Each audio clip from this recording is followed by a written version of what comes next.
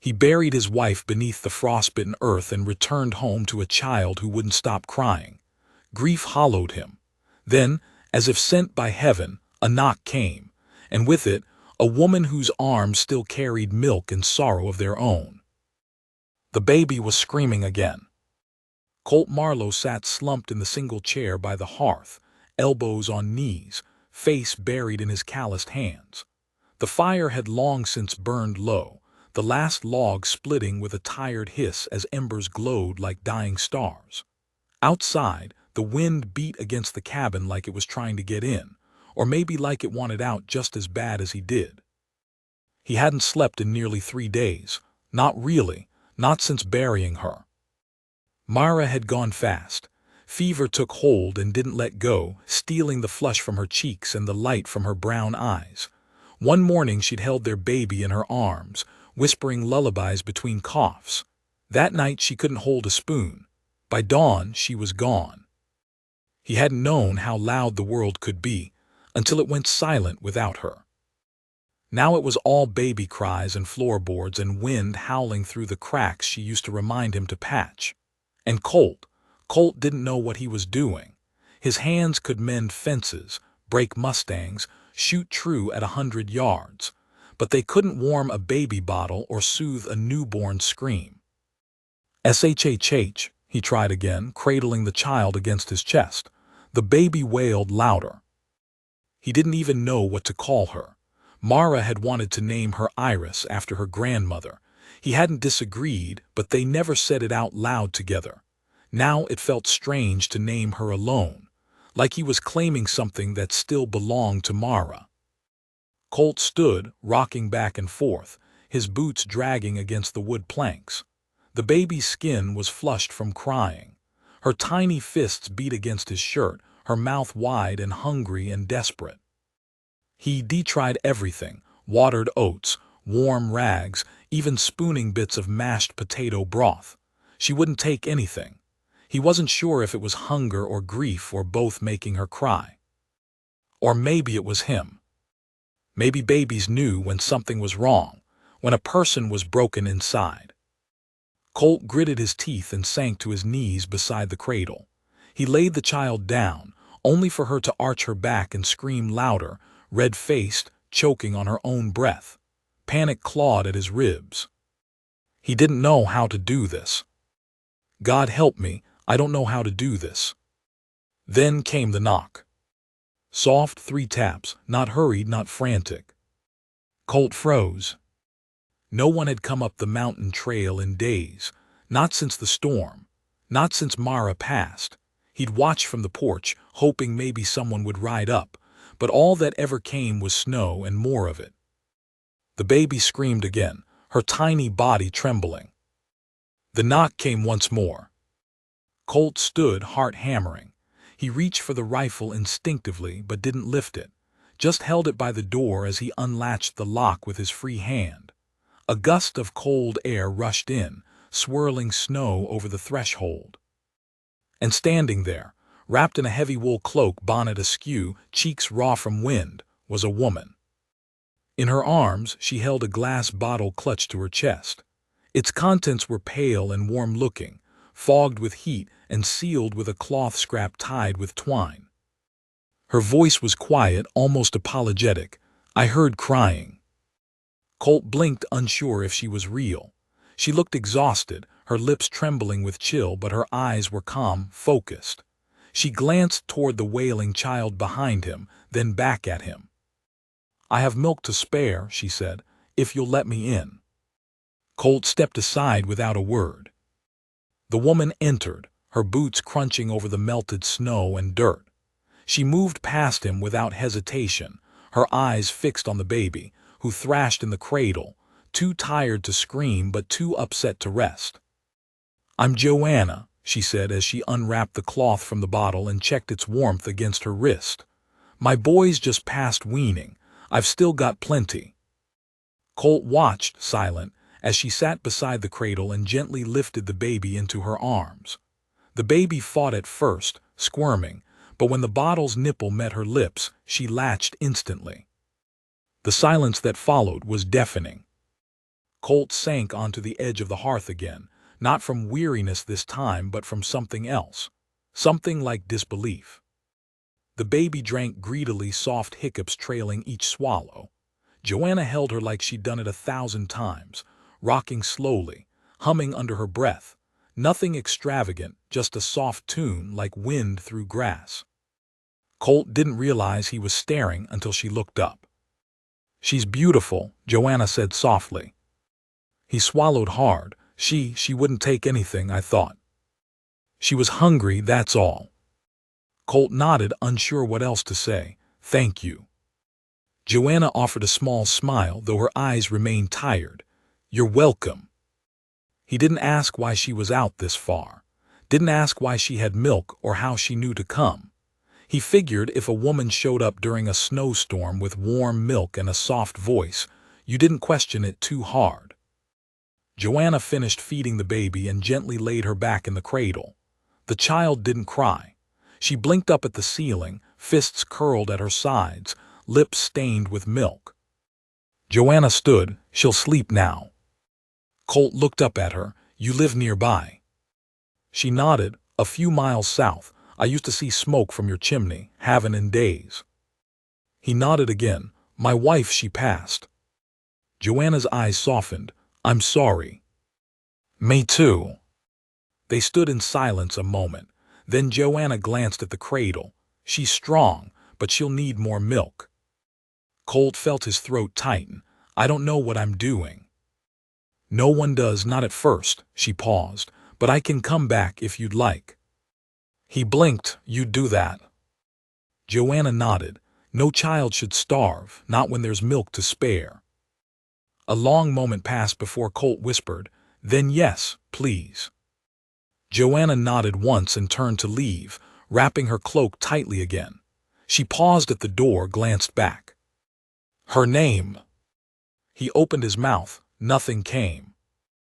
Then quietly, "Iris." Joanna smiled. "I'll see you tomorrow, Colt." And then she was gone. The baby stirred once but didn't cry. The fire crackled softly, and Colt, still seated by the hearth, let out a breath he didn't know he'd been holding. But something was shifting. He could feel it in the way the wind didn't bite as hard, in the way Iris's breathing came soft and even, in the way the name tasted on his tongue. There was still pain, still silence, but there was also milk and warmth and the promise of another knock. Colt didn't sleep that night. Not because the baby was crying, she was. Iris had drifted off not long after Joanna left, and for the first time in days she stayed asleep. No whimpering, no arching, no gasping like she was trying to find something that wasn't there. Just breath, small and even, rising and falling beneath the blanket she was tucked into. Colt sat in the same spot by the hearth, not moving, not speaking, just listening. The cabin had changed, somehow. It wasn't anything you could see. The walls were still worn, the windows still crusted with snow. The stove still ticked with the settling heat of burned pine, but the weight was different. Lighter, maybe, or just not pressing in on his chest like it had since Mara passed. He didn't know who Joanna was. Didn't know why she was really out there, if her story about the boy was true, or if it was just something she said to avoid pity. He didn't know if she'd come back. But something about her had made the air move differently in that room. Colt leaned forward and pressed another log into the fire. The flames snapped to life, casting long, orange shadows across the floorboards. He stared into the embers until his eyes blurred, and still, he didn't move. It wasn't until dawn painted the snow in bruised pink and gray that he finally stood. He wasn't expecting her to return. So when the knock came, 2 soft raps this time, he stared at the door for a long moment before moving. He opened it. Joanna stood there again, this time without the bottle. Her cheeks were red from the wind, her hair tucked neatly into a wool scarf. She held a small pail in one hand. "Thought she might be hungry again," she said simply. Colt stepped aside. "She's still sleeping." Joanna entered anyway. "She won't be for long." It had been years since another adult had moved through that cabin without awkwardness. Since Mara's death, it had felt more like a tomb than a home. But Joanna walked in like she wasn't afraid of the quiet, or the man who wore his grief like a second skin. She stepped toward the hearth, poured milk from the pail into the pot, and set it over the heat without asking where anything was. Like she already knew. "She sleep through the night?" she asked without turning around. Colt nodded, didn't make a sound. "That's good," Joanna said, adjusting the flame. "Means her belly was full, but she'll want more soon." He leaned against the wall, arms folded. "You said you had a boy." "I do," she replied. "Thomas just turned 2. He at home." Joanna nodded. "With my sister, she lives near me, helps when I step out." Colt raised an eyebrow. "You make a habit of stepping out in blizzards." Joanna offered a small smile without turning. "Only when I hear a baby screaming like her lungs might give out." He had no answer for that. They stood in silence for a while.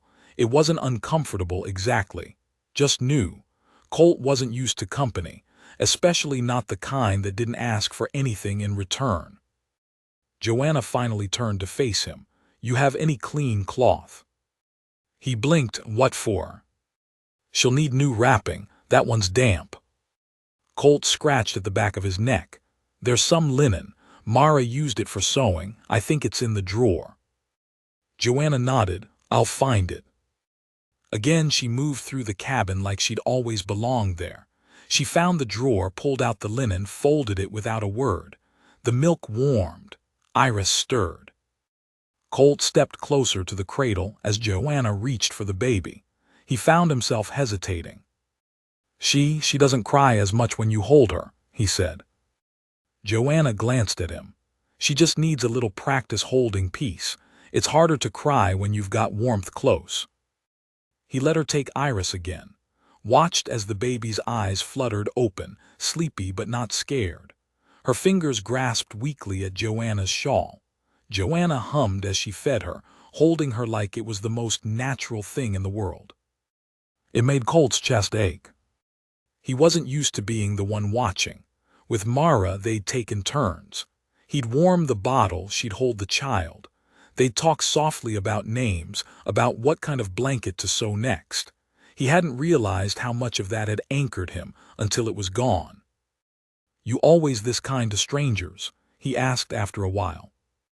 Joanna didn't look up. "Not always, just when kindness matters." Colt wasn't sure what to say to that. Iris finished feeding and dozed off again, lips puckered in sleep. Joanna adjusted the blanket and tucked her into the cradle. Then she stood. "I'll bring more tomorrow." "You don't have to," Colt said quickly. "I know," she said, "but I will." She moved to the door and paused there. "If you want, you could walk me back a ways. The path's slick." He didn't hesitate, grabbed his coat and stepped outside with her, the cold slicing across his face like razors. The snow was higher than it had been the day before. Drifts banked against the cabin walls, but the wind had calmed. They walked in silence down the trail, past the tree line where snow softened under their boots. The sun peeked through gray clouds, casting a dull light over the ridge. "You were alone long before she died, weren't you?" Joanna asked. Colt stopped. Joanna turned to face him. "I don't mean it cruel. Just, you carry quiet like someone who forgot what a conversation sounds like." He looked down at the snow. "We moved here 2 years ago, wanted to raise her where there was sky instead of saloons." She didn't mind the silence. She filled it. Joanna didn't speak for a while. When she did, her voice was soft. "It's brave, loving someone like that." Colt shook his head. "Didn't feel brave, feels like drowning now." Joanna reached out and took his hand, just for a moment. Her fingers were warm despite the cold. Then she let go. Sometimes drowning's just the first part of swimming. They walked the rest of the way in silence. When they reached the split in the trail, Joanna turned. "I'll see you tomorrow," she said. Colt watched her until she disappeared behind the trees. Then he turned and walked home. Back inside, Iris was still sleeping. The bottle empty, the hearth warm. Colt sank into the chair and looked at the cradle. And he whispered, "You have her eyes." He didn't mean for the tears to come, but they did. Not loud, not fierce, just slow. Like something inside him had thawed. By the fourth morning, Colt found himself stepping out onto the porch before the knock came. The trail still glittered with snow, and the early light clung to the tips of pine branches like frost-bitten lace. But the wind was quiet. A hush had settled over the hills, like the land itself was holding its breath. He didn't know what he was looking for, only that he wanted to see her, Joanna. Maybe that made him foolish. But when her figure came around the bend, shawl pulled tight, a fresh bundle in her arms and determination in her step, he felt something shift in him. Something subtle but impossible to ignore. Like the first crack in winter ice hinting spring was beneath it all along. She didn't wave, didn't smile wide, just offered that soft nod of hers like she always did. "You're early," she said as she reached the porch. "Iris is too," Colt replied. "She's been fussin' since before dawn." Joanna handed him the wrapped pail. "Warm enough, let's get her fed." Inside, the cabin had grown tidier over the days. Without even thinking about it, Colt had started cleaning. Not much. He wasn't about to dust the rafters or scrub the floors with a brush, but dishes were washed, blankets folded, firewood stacked neatly in a corner. It felt wrong somehow to let the place fall apart while someone like Joanna was walking through the snow to help him keep it together. Iris stirred in her cradle, letting out a high-pitched cry that split the quiet in half. Joanna moved like instinct. Cradle, arms, bottle, cries softened, eyes closed, peace. Colt watched her, elbows braced on the table. He still didn't understand it.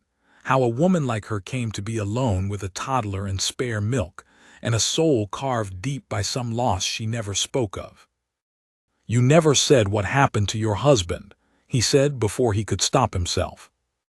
Joanna's eyes didn't flinch. "He died." Colt waited. She didn't elaborate. He nodded. "Mine too, Mara." Joanna's fingers brushed across Iris's forehead. "I figured." Another silence stretched, not uncomfortable, just weighty. "I'm not pryin'," Colt said. "Just feels strange, not knowing much about the one person I'm talking to these days." Joanna sat down slowly, cradling the baby in one arm, bottle nestled against Iris's mouth. "I met my husband when I was 16, she said. "He was a school teacher, polite, too polite. My pa didn't trust him at first. Thought a man with soft hands wouldn't know how to raise a family, but I saw something in him." Her voice drifted as she spoke, not as though she were telling a story, but like she was remembering it in pieces, letting the truth fall where it wanted. "He died before Thomas turned one, took sick after helping a neighbor repair a well. Cold got into his lungs, never left." "I'm sorry." Joanna shrugged slightly. "That's the way of things out here. You plant, you hope, the frost comes anyway." Colt's jaw clenched. "You ever feel like it's all just too much? Like no matter what you do, the world's got a knife pointed at your throat?" Joanna didn't answer right away.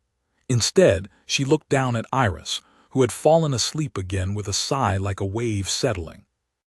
"I do," she said. "But then I think if I can keep one thing alive, just one, maybe it's not all wasted." That struck Colt harder than he expected. He stood and began clearing the small table, suddenly needing to move. He rinsed the mugs, chopped a log into smaller pieces, adjusted the pot on the stove. Small things, necessary things. "I've got a mare that's gonna foal soon," he said. Joanna looked up. "Could use some help keeping an eye on her. Nights are still too cold." Joanna raised an eyebrow. "You inviting me to do stable work?" Colt glanced at her. "You've done harder, milk in a storm, remember." A small smile tugged at her mouth. "Fair enough." He didn't say it out loud, but her presence was becoming something he looked forward to. Not just for Iris, for him, for the sound of another voice that didn't echo with grief. That evening after she left, Colt stood at the doorway long after the sky turned black. The stars were thin and sharp. Somewhere out in the trees, a coyote howled low and long. Inside, Iris stirred. Colt stepped back in, checked on her, adjusted the blanket. Then, without meaning to, he whispered, "I'll keep you alive, little one, I promise." The next morning, the trouble came. It wasn't thunderous or violent. Not at first. Just hoofbeats, slow, deliberate, crunching over the crusted snow. Colt was mending the chicken coop when he heard it. He turned toward the road. Two riders. One wore a heavy duster, wide-brimmed hat pulled low. The other was smaller, thinner, slouched in his saddle like a drunk. Both had rifles. They didn't wave. Colt stood straight, hand falling instinctively to the hammer on his hip, not drawn, just resting. "Can I help you?" he called out. The larger man didn't answer at first. He dismounted with a grunt, boots heavy in the snow. "You Marlowe?" "Yeah." "You took in a woman last few days. Brown hair, about so tall." He gestured loosely. "Might have come with milk." Colt's jaw clenched. "Why?" "Her brother's looking for her." "She didn't say she was lost." "She didn't say a lot of things," the man said, stepping closer. "She's got a child, don't she?" Colt didn't answer. "She's got debts," the man added. "One's her husband left behind. Some folks think that means they ain't owed no more, but law don't work like that. Woman leaves with a child, disappears, takes milk to strangers. It draws questions." Colt stepped down from the porch, squinting hard. "I don't like the way you talk." "And I don't like my time wasted," the man snapped. "She's here." Colt didn't blink. "She's not yours to find." The smaller man reached for his rifle. In a breath, Colt had his drawn. "I said she ain't yours," Colt repeated. A long silence passed, cold and sharp. Finally the man sneered. "You don't know who you're messing with." Colt took a step closer, not raising his voice. "I don't care." The man spat in the snow. "We'll be back." They rode off slow, deliberately, like dogs showing their teeth before the bite. Colt waited until the sound of hoofbeats vanished, then walked back inside. Iris had begun to cry again. He picked her up gently, heart hammering in his chest. That night, Joanna didn't knock. She burst through the door just before sundown, Thomas in her arms, eyes wild. "They found me," she said. Colt didn't ask who. He shut the door behind her, locked it, and drew the curtain. Joanna clutched her son to her chest like a shield. He was pale, quiet, his thumb in his mouth, wide eyes scanning the unfamiliar room. "Are you followed?" "I don't think so," she said, "but they'll come." Colt set Iris in the cradle and turned to face her. "Then let 'em." Joanna looked at him, really looked. And in her eyes something cracked. Not fear, not panic. Trust. Colt didn't ask for more details that night, not because he wasn't curious, but because some stories were better left to unfold in time. Instead, he bolted the door, shoved a dresser in front of it, and threw an extra log on the fire while Joanna settled Thomas near the hearth. The boy, though young, didn't make a fuss. He leaned into his mother's shawl and blinked quietly around the room, his silence eerie for a child that age. "Iris'll sleep through anything," Colt said, almost to himself as he checked the window. "But I'm guessing he won't." Joanna pulled Thomas close, rubbing his back in slow, familiar circles. "He knows when to be quiet. He's had practice." Colt didn't press. The night passed with slow breaths and sharper thoughts. Every creak of the cabin made Colt's shoulders tense. He kept the rifle within reach, just beside the hearth, and moved it from floor to table depending on where he stood. Sleep didn't come. Not for him. Joanna nodded off sometime after midnight, curled protectively around Thomas on the worn rug by the fire. She looked younger in sleep, or maybe just softer. The hard edges dulled. Her hand never left her son's shoulder, not even as she drifted. And Colt, watching them both, felt something he hadn't felt since before Mara passed: purpose. Not the kind that drove a man to build fences or plow through snow for feed, but the kind that lit something under your ribs and told you it mattered if you stayed alive one more day. By morning, the storm had rolled back in. Snow fell in thick curtains, smothering the world in silence. Colt stepped outside early, scanning the trail. No hoofprints, no strangers, just cold. Inside, Joanna was already up, boiling milk over the stove with one hand while keeping Thomas occupied with the other. She moved through the space like she belonged there, like the cracks in the walls and the worn floors recognized her and had made peace with the intrusion. "You can't stay here forever," Colt said quietly, not unkindly. Joanna didn't look at him. "I know. They'll come. I know." He leaned against the doorframe. "Why are they after you?" She stirred the milk. "Because I left." "That's not a crime." "It is when the man you leave owes a dozen others." Colt's jaw worked. "You said your husband died." "He did. The man chasing me ain't him." She finally turned, eyes steady. "He's my husband's brother. Took everything after the funeral, our land, our house, what little money we had left. Then he came for me." Colt felt the chill before she said the rest. "And when I wouldn't marry him, he said I was stealing. That Thomas belonged to him. That I was a thief with breasts full of someone else's blood." A long, painful silence followed. "I ran," she said simply. "Been running since." Colt nodded slowly. "And you ended up here." She offered a bitter smile. "Didn't exactly plan it." He moved to the stove, took the pot from her and poured 2 mugs. She took one without a word. "They came by here," he said. "2 men, yesterday." Joanna's grip tightened on the mug. "Said you had debts, asked if you were here." She closed her eyes. "I'm sorry." Colt shook his head. "Don't be. You fed my daughter when I didn't know how.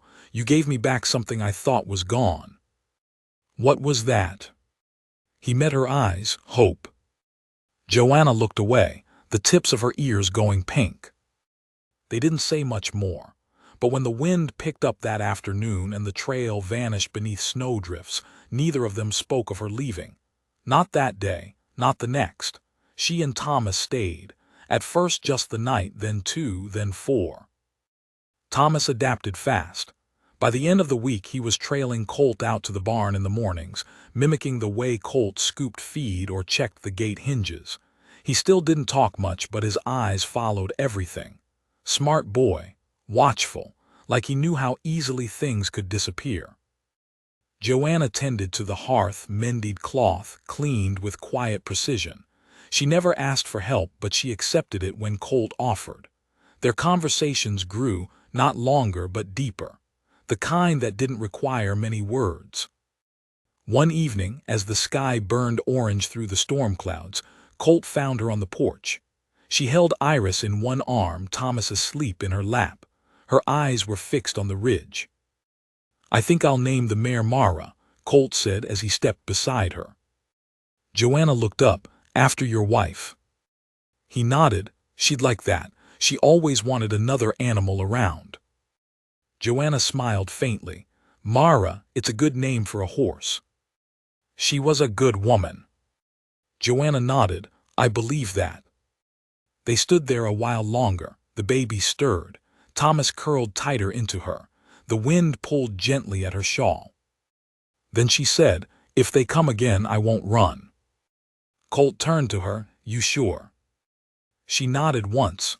"Not with the children here, not with what we've already built." He swallowed hard. "We haven't built much." Joanna's eyes softened. "You think building always means wood and nails." He didn't answer. That night, as the fire crackled low and the children slept, Colt found himself sitting closer to Joanna than usual. Their shoulders almost touched. "I don't know if I can be what they need," he admitted softly. I'm just trying not to drown." "You're not," she whispered. "You're swimming." He turned to look at her, and for a brief moment, she leaned her head against his shoulder. Not a promise, not a vow, but an anchor. Then, without warning, the window shattered. Glass sprayed inward, followed by the crack of a rifle and the scream of splintering wood. Colt was on his feet in a second, dragging Joanna down beside him, his body shielding hers as he rolled across the floor and grabbed the rifle. Another shot tore through the doorframe, wood exploding near his head. "They found us," Joanna whispered, eyes wide. Colt didn't respond. He peered through the broken window, catching the faintest flicker of movement near the tree line. 2 riders, the same ones. He loaded the chamber, breathing slow. "Stay here," he told her. "No. Keep the children down. If I don't come back, take the mare and ride west till the trail forks. There's a church there, pastoral help." Joanna gripped his arm. "Don't you dare die." He gave her one last look. Then Colt Marlowe stepped out into the snow, rifle in hand, and walked straight into the gunfire. Snow muffled everything, the wind, the breathing, even the sharp crack of gunfire. Colt moved low, knees bent, rifle tight to his shoulder. He de-hunted elk in thicker woods and fought off a cougar once with nothing but a rusted pitchfork, but this was different. This wasn't wild teeth or starving claws. This was men. And men with claims, pride, and no patience for the law. They shot to remind the world it didn't own them. Another shot rang out, whistling past his ear. Colt dropped to his stomach behind the old woodpile. Splinters tore at his coat as he pressed himself flat. His pulse was steady, but his jaw was tight. He could feel it grinding with every breath. This wasn't just about Joanna anymore, or Iris, or even Thomas. This was about the only corner of peace he'd had in months being invaded by something loud, ugly, and without a face to reason with. He spotted movement to the left, just the edge of a coat brushing the white pine. He aimed slow, deliberate, and squeezed the trigger. Crack! A grunt followed, then a man's voice, hoarse and angry. "You got one," Colt muttered to himself. But there was no celebration, no relief, just the sound of more boots in snow. They weren't alone. He scanned the trees again, and this time he saw it. 3 more riders further out, taking positions like they were hunting something smaller than them. The lead wore a red scarf across his mouth, rifle slung low. The others had that twitchy look, fingers near triggers, hungry for permission. Colt cursed under his breath and backed up toward the barn. He needed height, perspective. He ducked through the side entrance and climbed the wooden ladder to the loft. From there he could see the ridge, the trail, and most of the tree line. They were flanking him. Inside the cabin, Joanna would have heard the shots. She'd be hiding the children behind the hearth wall, maybe loading the small pistol he'd left in the drawer. He hated that she had to, but he trusted her hands. Then a voice rang out too close. "Colt Marlowe." It was the man from before, the one with the duster and the heavy boots. He stood in the clearing, rifle lowered but visible, voice booming like a preacher who thought he could scare God himself. "You got something that don't belong to you." Colt steadied his rifle but didn't shoot. The man kept going. "Woman took what wasn't hers, ran off with a boy who ain't hers to raise. Her man left debts and debts passed down. That child is collateral." Colt felt rage climb up his throat.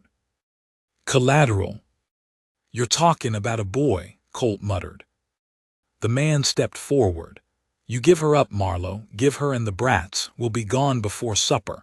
You keep her, you die on your porch." Crack! Colt's bullet cut the air between them and struck the snow at the man's feet. A warning. No more. But enough. The clearing exploded into motion. Rifles raised. Horses whinnied. Bullets screamed through the trees. Colt rolled behind a beam, splinters peppering his coat as rounds punched through the barn walls. He took a deep breath, rolled to the other side, and fired again. One man fell from his saddle. That was two. He dropped the rifle, drew his revolver, and leapt from the loft into the snow, rolling with the fall before coming up behind the tool shed. The world blurred, white, gray, gunpowder, heat in the lungs, and pain in his thigh where a sharp branch tore through his pants. He ran anyway. Back toward the cabin. The door opened before he got there. Joanna.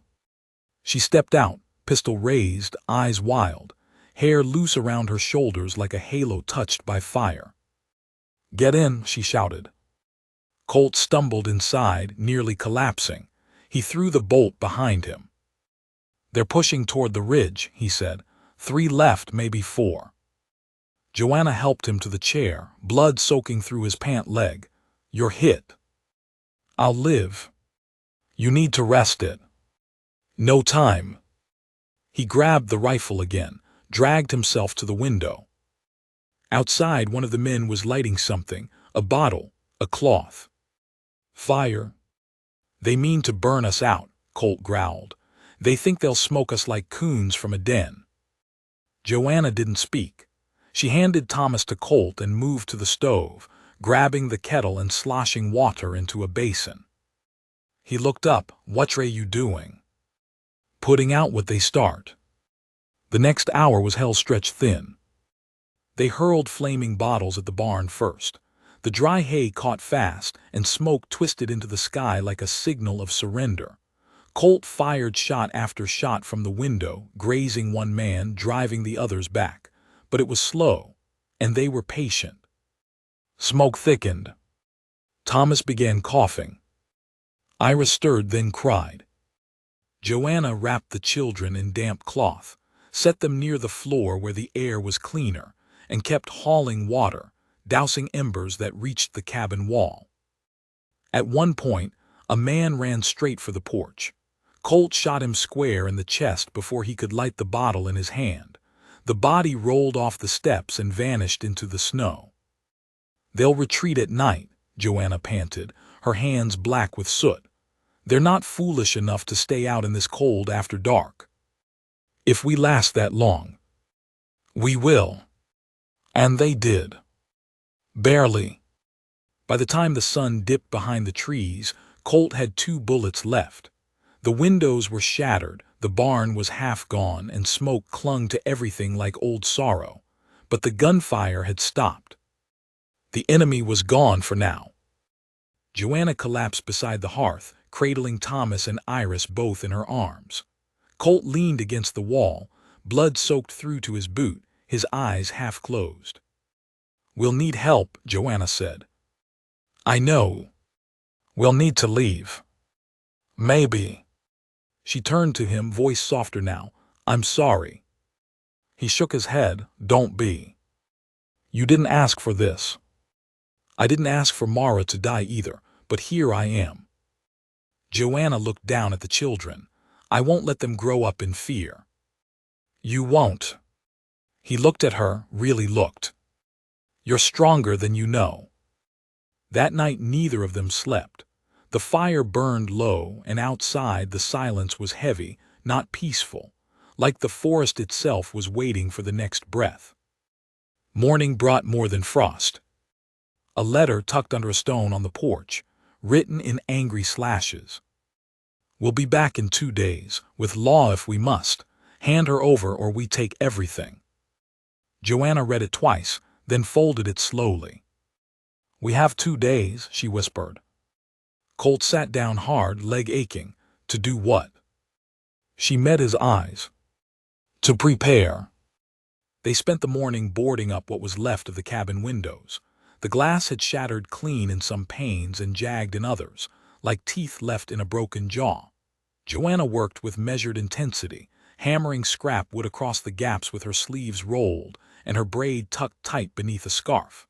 Colt watched from the chair at first, leg elevated and wrapped, but the rhythm of her movement got under his skin. It felt wrong to sit idle while she labored over his home. He stood. "You shouldn't," she said without looking at him. "I can't not." So he moved slower, but he moved. Together they shored the walls with whatever they could find: shelving, crates, the remains of a table that had once held meals and folded baby linens. Everything was used, nothing wasted. Like they were building not just defense but testimony. This house had been lived in. This family, though forged in grief, stood. Colt paused once, breath tight, and Joanna reached out to steady him. Her hand landed on his chest. For a moment, neither moved. Then she looked away. They'll come earlier this time, maybe with more. They said 2 days. She shook her head.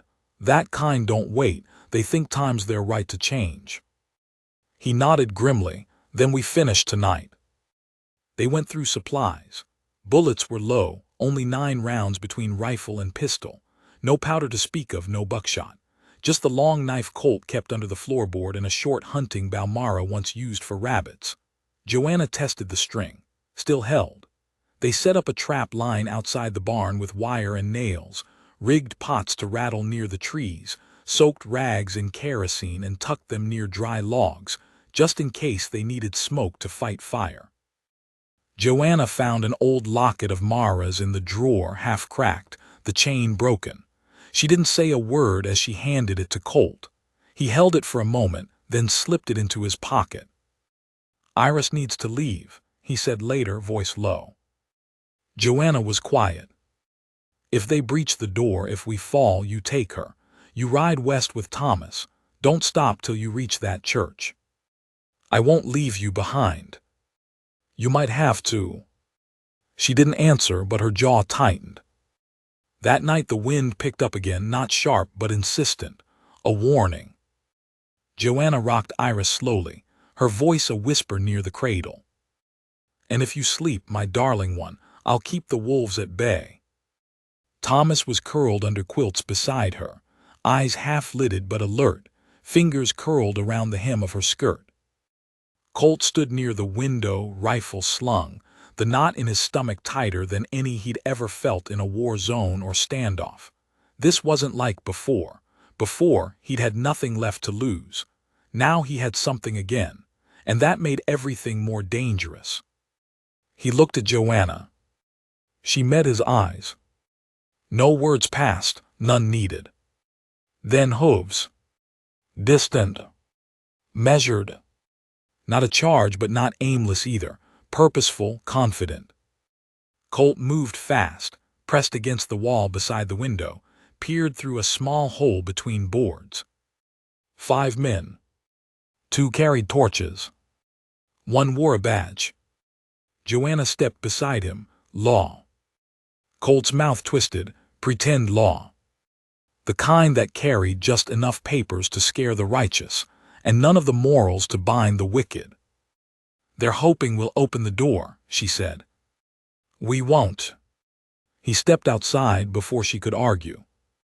The front porch groaned under his weight, snow still thick along the edges. He stood tall, rifle down but visible, and waited. The leader approached, clean-shaven, long gray coat, papers in one gloved hand, the other resting near a revolver. "Colt Marlowe," he called out. "By authority of county law, I'm here to reclaim a minor unlawfully removed from kin." Colt didn't move. "Don't make this harder than it is. We got our writ. We got our claim. That woman, Joanna, took a child that ain't hers to keep, and she's harbored here without consent." Colt's voice was steel. "The boy's her son, the girl's mine, and this is my land." "Her husband owed blood," the man snapped. "Debt passes, and children ain't exempt." Colt took a step forward. "You ever lost a child?" The man blinked. "What?" "You ever held your wife's hand while she died? Tried to quiet a baby who wouldn't stop crying, 'cause you didn't have milk? You ever watched 2 little kids sleep on the floor beside a stranger's fire and thought, maybe this is all that's left of the world that made sense?" Silence. "You're talking about papers," Colt growled. "I'm talking about people." "You're harboring fugitives," the man said, tone hardening. "This is your last warning." Joanna's voice rang out from inside. "Tell me what law gives you rights to a child born from another woman's womb. Tell me where in the good book it says a widow must be traded like livestock to clear a man's sin." The leader hesitated. "I thought so," she muttered. Colt raised the rifle. "I got 9 bullets," he said calmly, "and the courage to die with M." For a moment, everything held still. Then a movement behind the trees. Joanna saw it before Colt did. Another rider. Alone. Old. Cloaked. He dismounted slow, deliberate, then stepped forward into the clearing with hands raised. The leader turned. "Who?" "I'm the boy's grandfather," the old man said, voice weathered. "The real one, her pa." Joanna stepped out stunned. "Pa?" "I was common to see my grandson," he said, eyes locked on her. "But I heard tell someone else was claiming him first." Colt's rifle never lowered. The lawman turned back. "You got no claim here." "I got blood," the old man said, "and a preacher's license." Colt blinked. Joanna whispered, "He used to minister east of Calford." The old man walked forward, pulling out a folded piece of paper. "Marriage certificate," he said. "Dated, signed, witnessed. You want law, that's law. Thomas is hers. I came to take them home, not to claim M but to protect M." The men murmured. The leader's confidence faltered. "You forged this?" he asked. The old man smiled grimly. "You think I'd ride through snow at my age for lies?"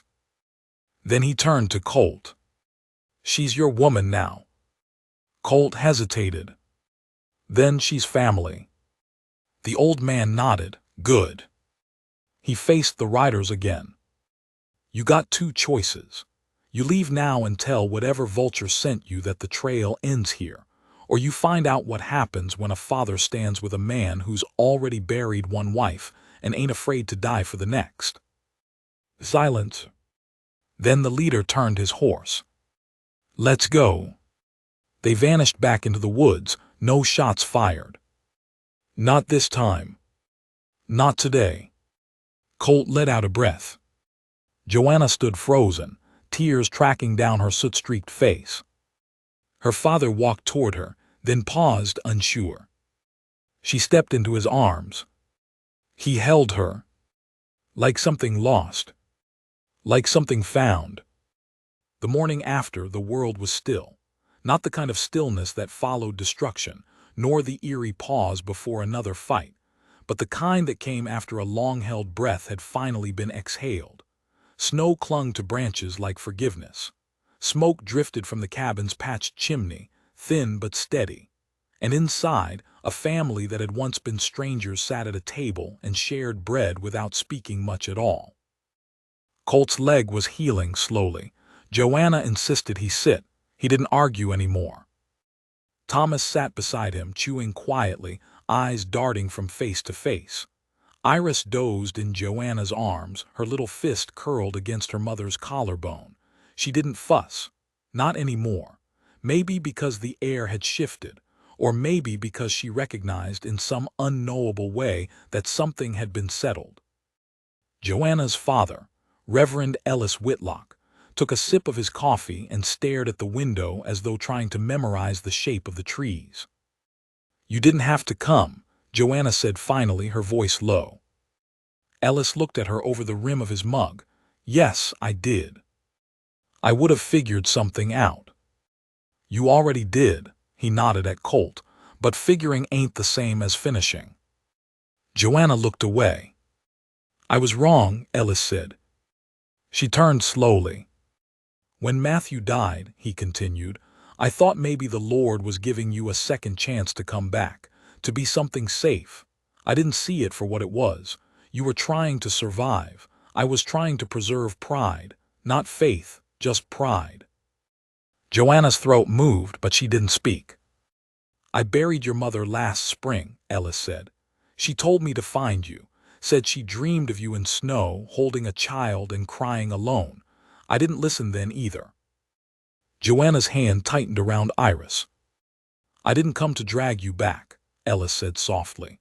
I came to say I still remember how to carry wood and rock a baby if you'll let me." Silence fell thick and long. Thomas shifted in his chair, uncertain. Then Joanna stood, walked over and placed Iris in her father's arms. He held her like glass, like grace. Over the next week, the cabin changed in slow but unmistakable ways. Ellis stayed. He repaired the barn beam, sawed planks to replace the shattered porch step, and patched the leaky corner in the roof that Mara always complained about but Colt never got to fixing. He said little about his past mistakes, but he worked like a man trying to do penance through sweat and calluses. Joanna kept her rhythm. She still rose before dawn, still moved with purpose. But now she hummed more often. She let Thomas wander farther into the yard. She didn't flinch at every hoofbeat in the distance. Colt found himself watching her without realizing it. In the quiet between chores, in the gentle way she settled the children, in the laughter that came sharp and sudden when Ellis told one of his ridiculous tales about baptizing a drunk who forgot how to swim. The laughter surprised them all. One night Colt stood by the window, staring out at the tree line, firelight warming his back. Joanna stepped beside him, holding 2 mugs of broth. She handed him one. "They're not coming back," she said. He nodded. "I know. They didn't expect you to fight for me. They didn't expect me to have something worth fighting for." She sipped her broth. "You think you could ever love again?" He looked at her, searching her face for signs, hesitation, fear, expectation. There was none, just honesty. "I already do," he said quietly. She blinked. "I don't know when it happened," he went on. "Maybe when you walked through the door with that milk. Maybe when you taught me how to hold a child without dropping her. Maybe when I watched you risk your life for mine." Her eyes glistened. "I love you," he said again, firmer this time. "But I won't push you. I know grief's a long road." Joanna smiled through her tears. "So's healing." He looked at her. "Then maybe we walk it together." She reached out, took his hand.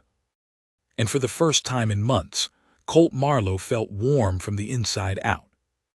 They married on the 3rd Sunday after the thaw. Ellis officiated under the old pine behind the barn, its branches still bare but beginning to bud. The children stood beside them, Thomas in a shirt 2 sizes too big, Iris nestled in a sling on Joanna's chest. No guests, no decorations, just words, vows, and the promise of a life stitched together from broken threads. "I've got nothing fancy to give you," Colt had said, voice rough. "Just a cabin with cracks and a heart that still remembers how to hurt." Joanna had taken his hand. "Then I'll fill the cracks with laughter, and I'll help your heart remember how to heal." Ellis didn't cry, but his hand shook when he said amen. Afterward they ate stew by the fire, the children dozing in corners. Colt and Joanna sat close, her hand on his leg, his arm around her shoulders. Nothing loud, nothing grand, just steady peace. Until the next knock. Colt stiffened instinctively, but Joanna laid a hand on his. Ellis rose and opened the door.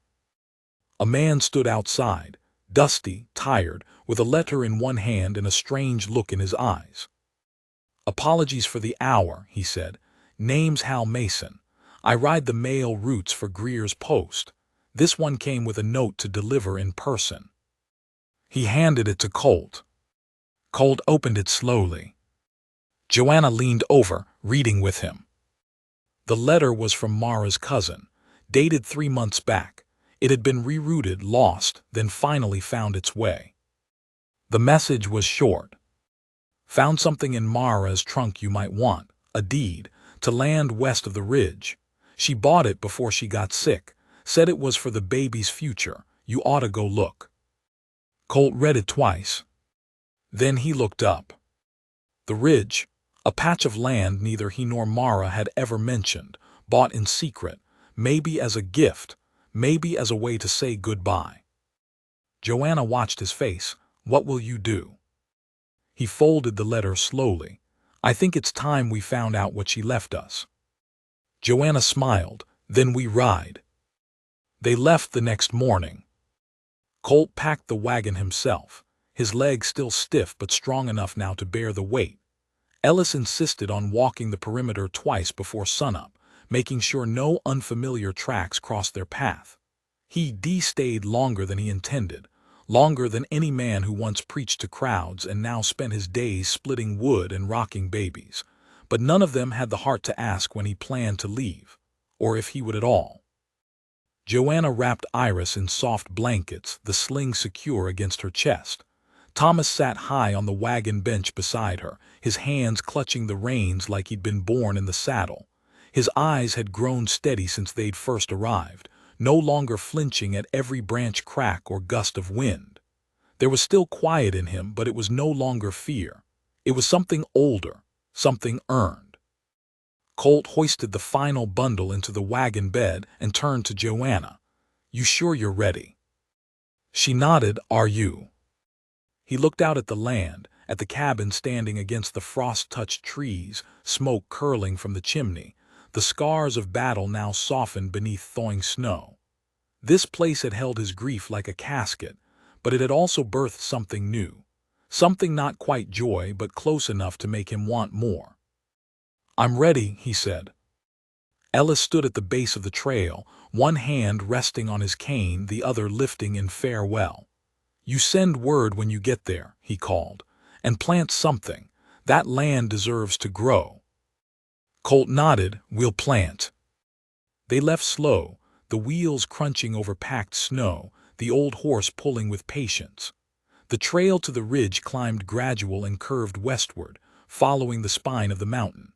It wasn't a hard ride, but it was long, several hours of silence, scattered birdsong, and Thomas asking if heaven had fences. "No," Joanna said, smiling softly, "just light." They crested the ridge just after noon. What lay beyond was more than they'd hoped. The land opened into a wide, sun-drenched basin, ringed with tall pines and broken by a narrow creek that trickled like a secret. The snow hadn't reached here as deep. The grass beneath was still pressed low, but hints of green fought through. A clearing stretched before them, flat and wide, backed by gentle hills that rolled like the spine of some sleeping beast.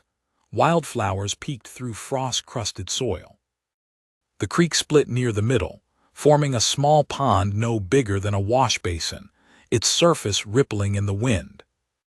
And in the center of it all, nestled between three crooked aspens, stood a small, weathered cabin. Colt stared. Joanna whispered, "She built it." He dismounted slowly, boots crunching the earth. He approached the cabin with a reverence usually reserved for gravestones or churches. The door was unlocked. Inside, dust coated everything, but the air was clean. The table had 2 chairs. The hearth was small but intact.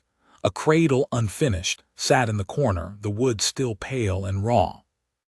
On the mantel, wrapped in oilcloth, lay a folded piece of paper. Colt opened it. "For Iris, so she'll always have roots, no matter where the wind takes her."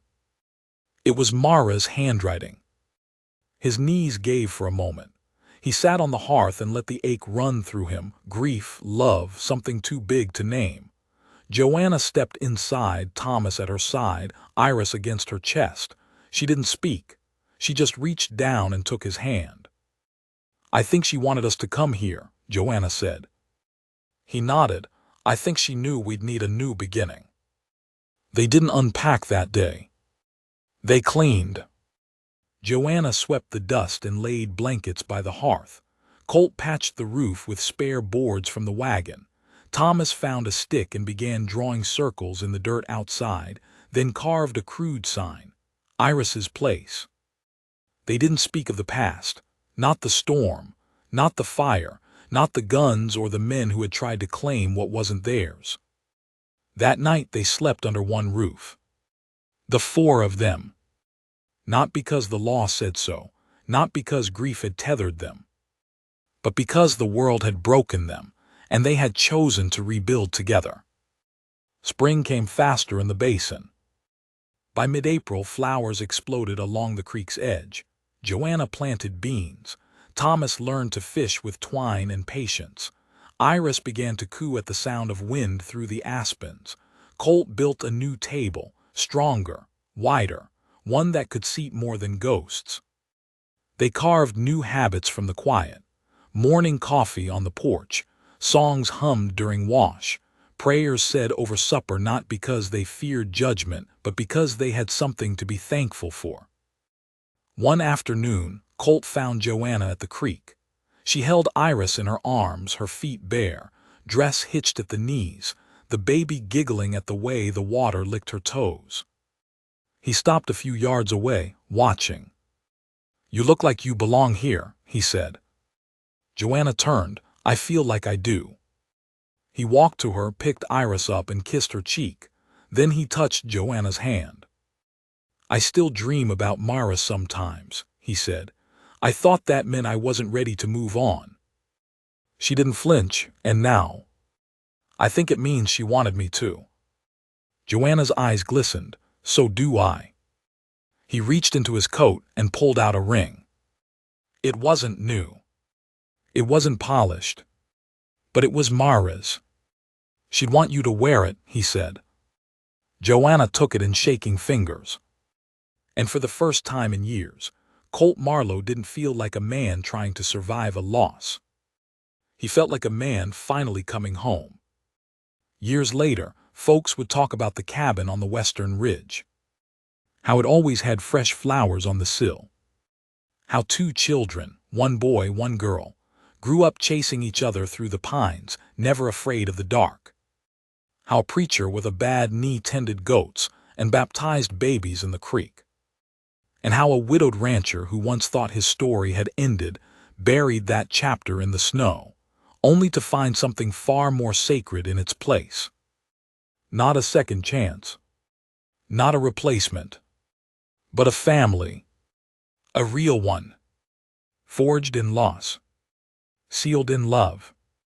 And built on the land his wife had left behind.